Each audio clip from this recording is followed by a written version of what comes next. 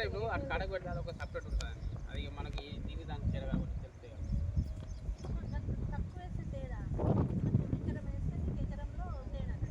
ఇప్పుడు ఎకరం ఇప్పుడు అర్ధ ఎకరం ఉంటుంది కదా కదా మేడం, ఆ ప్యాకెట్ సరిపోయి అంత మందం కదా మేడం. ఇస్తాము, ఇస్తారా?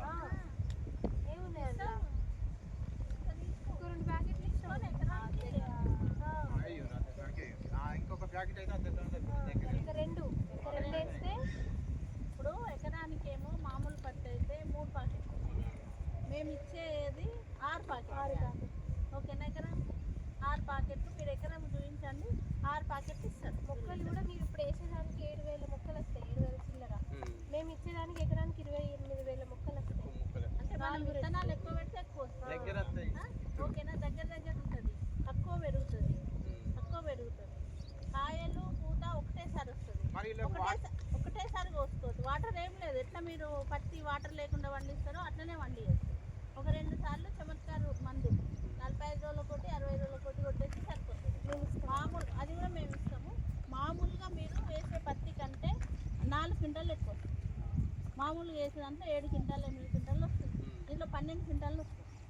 అంటే మనము దగ్గర మొక్కలను పెంచినాం కదా, మొక్కకు 10 కాయలున్నా ఇప్పుడు డబ్బా పత్తిలో అటో మొక్క ఇటో మొక్క పెడతారు.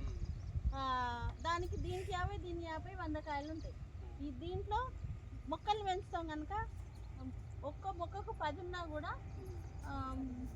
100 కాయలు ఉంటాయి, క్రాప్ ఎక్కువ వస్తుంది. 100 కాయలు ఉంటాయి, క్రాప్ ఎక్కువ వస్తుంది, తక్కువ పెరుగుతుంది.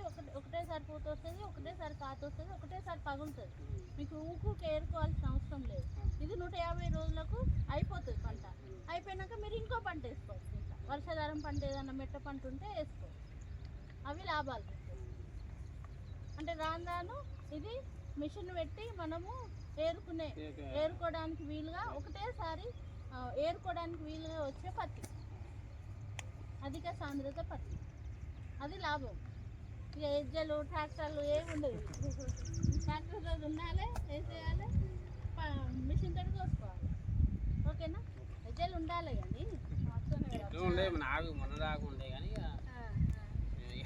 ఇది 90 సెంటీమీటర్లు ఉంటుంది కదా. సాల్లో మీరు జానర్ దూరంతో పోస్తే చాలు. ఇప్పుడు వాళ్ళకు మొక్కకు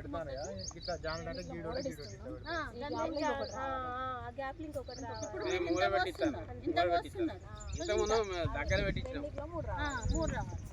3 వస్తే మొక్కకు 10 కాయలు వచ్చినా కూడా మనకు మీకు పాత మామూలు పత్తిలు ఎంత వస్తుందో అంత దిగుబడి కంటే ఎక్కువే వస్తుంది.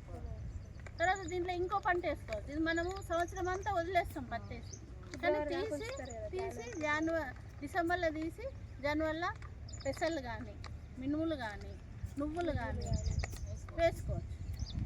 ఓకేనా, సరే.